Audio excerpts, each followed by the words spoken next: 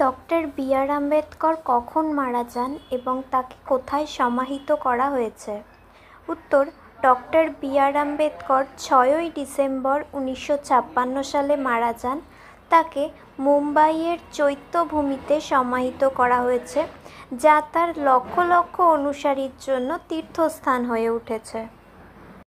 Next, doctor B আর আম্বেদকরকে বোঝানোর সময় বাবা সাহেব শব্দটির তাৎপর্য কী?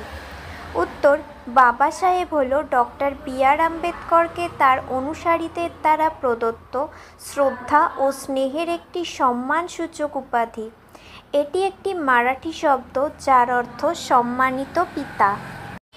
নেক্সট, ডক্টর আম্বেদকর ছিলেন সামাজিকভাবে প্রান্তিক সম্প্রদায়ের প্রথম ব্যক্তি যিনি বিদেশে ডক্টরেট ডিগ্রি অর্জন করেছিলেন।